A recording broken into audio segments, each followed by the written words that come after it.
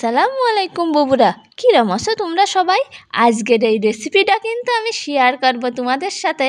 আমি জানি এটা সবাই পারো, কিন্তু কি করব বলো, আমার এত পছন্দের একটা খাবার আমি যদি তোমাদের সাথে শেয়ার না করি তাহলে কি আর হয়? আজকে শুধু তোমাদের নামই আমেরিকানদের উদ্দেশ্যে ওই খাবারটা শেয়ার করছি, কারণ আমার মনে হয়েছে ওরা এত সুন্দর খাবার না খেয়ে আছে কীরকম করে। যাই হোক, প্রথমে আলুগুলো সিদ্ধ দিয়ে দিতে হবে।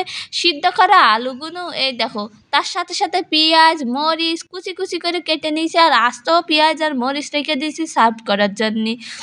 তারপরে এই মরিচগুলো দিয়ে পেঁয়াজগুলো দিয়ে পরবর্তীতে আলু ভর্তা আর ভাতগুলো খেতে হবে। তো যাই হোক, আলু সিদ্ধ করা হয়ে গেলে পারে এই আলুগুলো এইভাবে ম্যাশ করে নিতে হবে, তার মানে ভর্তা ভর্তা করে নিতে হবে, মানে ঘাটাঘাটি করে নিতে হবে, একদম মিহি করে ফেলতে হবে। তো একেবারে যখন দেখবা এই রকম পরিমাণের মানে মিহি হয়ে গিয়েছে, একদম হাতে ধরলে আর কোনো দানা দেখা যাচ্ছে না, তখন এই আলু ভর্তার মধ্যে যোগ করতে হবে কেটে রাখা কাঁচা মরিচ আর কাঁচা পেঁয়াজ, মানে পেঁয়াজ তো কাঁচাই হয়।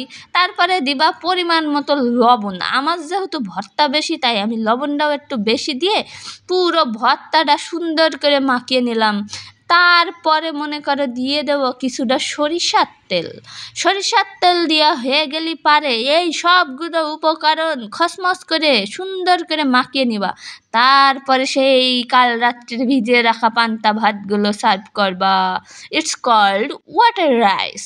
যাই হোক, সেই ওয়াটার রাইস বা পান্তা ভাতগুলো ভিজিয়ে রাখা মানে ভিজানোর থেকে তুলে তারপরে সার্ভ করবা একটা প্লেটে, সুন্দর করে চমলক্ষ করে সাজিয়ে চমৎকার করে। তারপরে দিয়ে দিবা আলু ভর্তা। এবার মজায় মজায় একটুখানি লবণ ছিটিয়ে দিয়ে খেয়ে ফেলবা। ওরে বাবারে, কি যে মজা! এই ঠান্ডায় যদি এই গরমে যদি এই আলু ভর্তা আর পান্তা ভাত না খেয়ে থাকো, যাও বাড়ি যাও, যে মার বলো গা এরম করে একটুখানি পান্তা ভাত করে দিতে, দেখবা কি সুন্দর জান ঠান্ডা হয়ে যায়।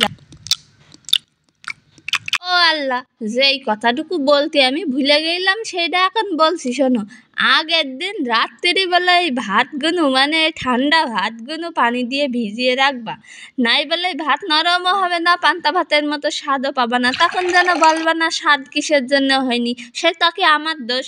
আমি নাই ভুলে গেলাম প্রথমে দেখাতি। শেষের ভিডিওটুকু দেখলে নিশ্চয়ই পুরোপুরি রেসিপিটা দেখতে পারবা। তো এইভাবেই কাজটা করবা। এই রেসিপি শেয়ার করার সাথে সাথে অনেকে জানি অনেক রকম কথাবার্তা বলবা, কিন্তু বিষয় হচ্ছে কি, আমরা তো দিন শেষে ভাই বাঙালি, এরম পান্তা ভাত না খাওয়ার মতো লোক আছে বলে তো আমার মনে হয় না।